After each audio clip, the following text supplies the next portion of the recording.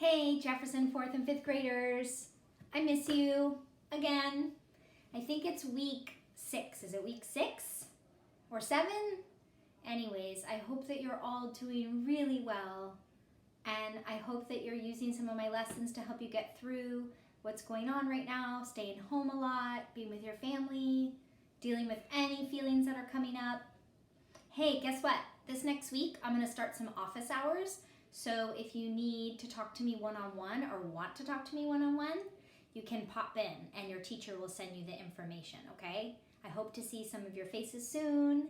So today's topic is about self-esteem. It's about positive self-talk and getting through those moments that are extra hard in a way that boosts your self-esteem. I heard this quote recently, and what it was everything that you do, the more you do it, the more it becomes real. So really what that means is when you say things often, those things become a fact. So when you say things like, I suck at math, right? Instead, if you say, I'm trying to get better at math, or we've talked about this in some of your classrooms for growth mindset, I'm not good at math yet, right? The more you say that, the more positive you actually think about math. If you just keep saying, I suck at math, I suck at math, I suck at math, then it's going to continue to feel that way for you. But the more you say things, the more they become real. So if they're positive, then positive things are going to happen to you, okay? So today, again, we're going to talk about self-esteem, self-confidence. Let's first read from one of my favorite books about the definition of self-esteem. This is from the Believing in Me book that I carry around with me. It's a really good book. It helps you with exercises and activities and definitions of really important things to help turn your thoughts into positive thoughts. Okay, so I'm going to read this part to you first. Before I start though, I want to introduce to you Bop the Monster. This is Bop the Monster, okay? So some of you, I know your teachers use Class Dojo, and there's like little avatars or little monster characters. This is similar. So this is Bop. Okay, he's going to be guiding us through the book, through some of the activities we're going to do together, okay? So just so you know, when I mention Bop, you know who it is. Okay, so what is self-esteem? This is probably a question you've never really thought about, but sometimes it helps to make time to do this. You may have heard people, especially grown-ups, talk about something called self-esteem.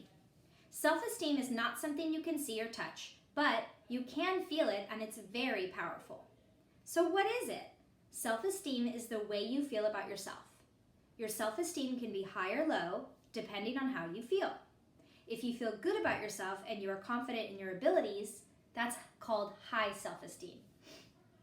If you feel bad about yourself and don't feel confident in your abilities, that's called low self-esteem. Everyone feels bad about themselves sometimes. But when you do, it's important to think about solving the problem of why you are feeling bad and then moving on from it so you can feel happy again. Sometimes this is easier said than done. Okay, so what do you think that means? First of all, some of you have heard me talk a lot about solving problems, and you remember that I've come into your classrooms and talk about our problem-solving steps, right? This is kind of similar, right? So what we learned before was you're going to do the 4 steps. Say the problem without blame. T, think of solutions. Some of you are remembering that. E, explore consequences. And P, pick the best solution, okay? But in order to start off, you really have to reframe the negative thought into positive. So how do we do that? What are some examples of that?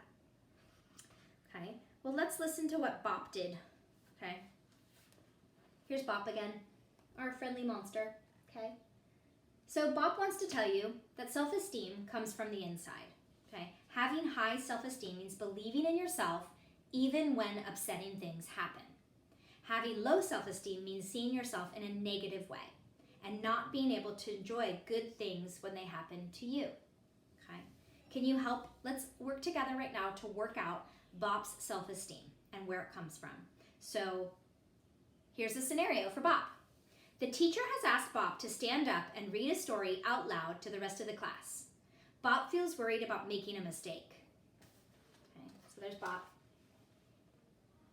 Okay. Where do you think his self-esteem comes from? What do you think he's so worried about? That's right. He's worried about what other people are going to think of him, right? That's one thing that makes him nervous. Or he's worried that he's not good at presentations.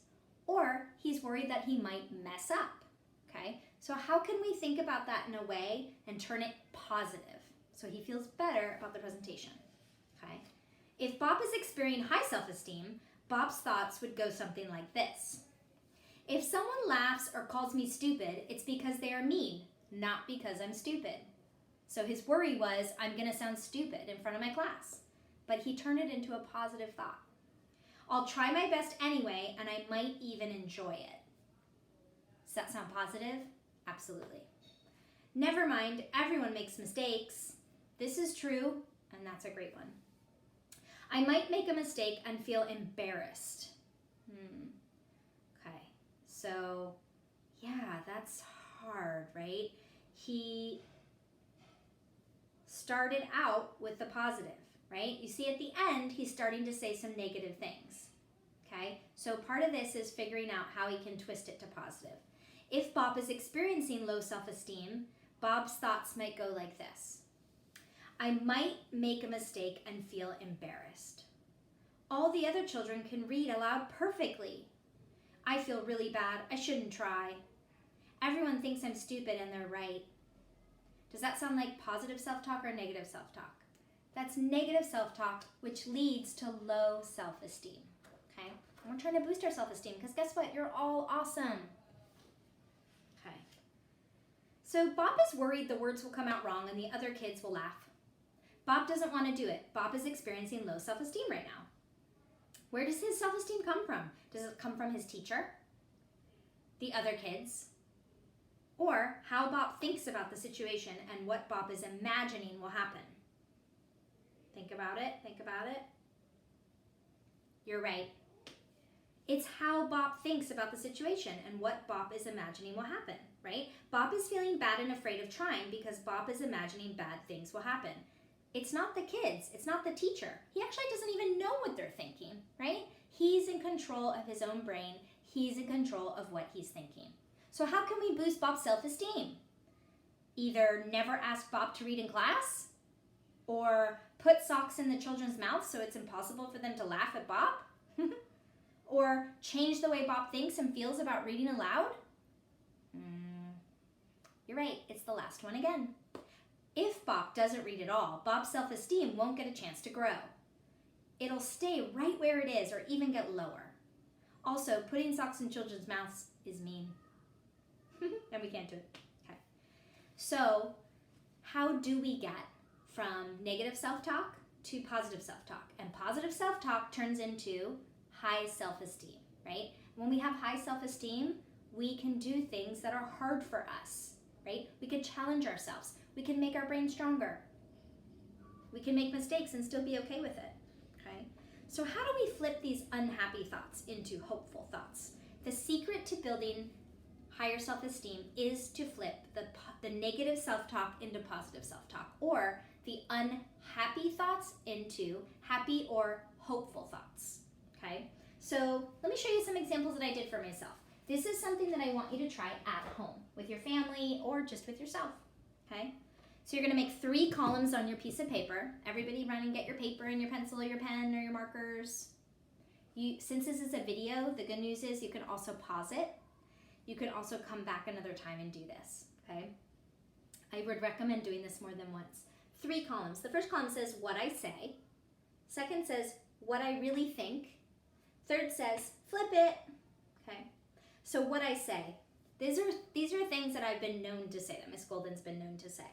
I'm bad at math, okay? This is what I'm really thinking when I say I'm bad at math. I've been working on this for a long time. I actually get pretty impatient, which means I'm not patient when I'm dealing with math. It's a bad habit that I'm trying to break.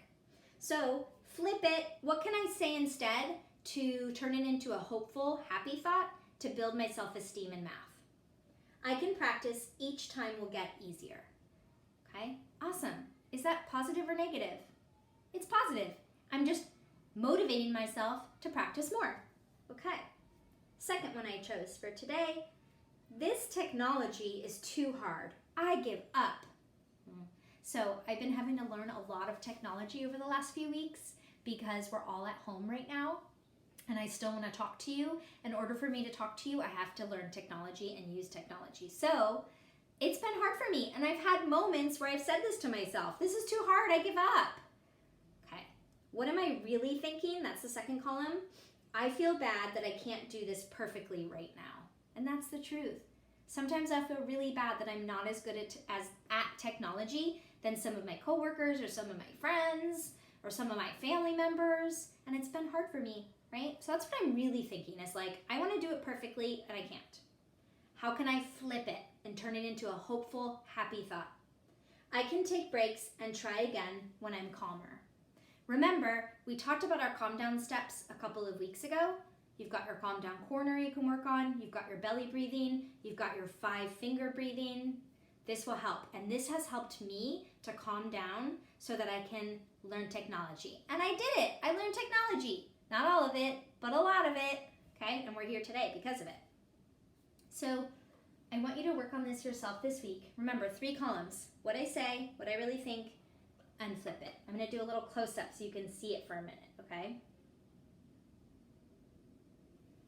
Awesome. Let me give you a few more examples before we wrap up, okay? What I say. This is boring. Have you ever said that before? When you're not interested in something or heard a friend say that? What they're really thinking or what you're really thinking is that it might be tricky or it might be hard or you might be tired. Flip it. I can try one part at a time. Okay, so if something's hard for you, it can sometimes feel boring because you're wanting to block it out. But if you try one part at a time, that's a way to flip it, okay? How about this? You ever said this before? This is stupid.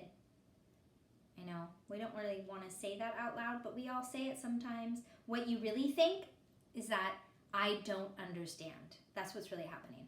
Flip it. Here's what you can say to turn it into so here's what, this is stupid. Flipping it is when you turn it into a happy or hopeful thought. I can ask for help. Yay, it's so true. One more. This will take too long.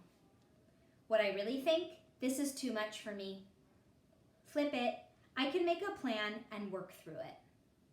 Yes, you can make a plan and you can work through it, okay? So, today, we talked about self-esteem, right? What's self-esteem again? It's how you think about yourself. And what makes up your self-esteem is what you say about yourself and what you believe to be true about yourself.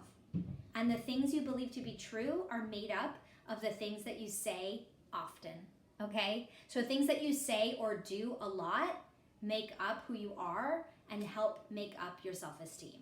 If you turn those thoughts into positive, hopeful thoughts and happy thoughts, it'll help you a lot. Raise a quiet hand if you've been through a hard time in the last 7 weeks, or a hard moment, or a hard feeling, or a hard change. We all have.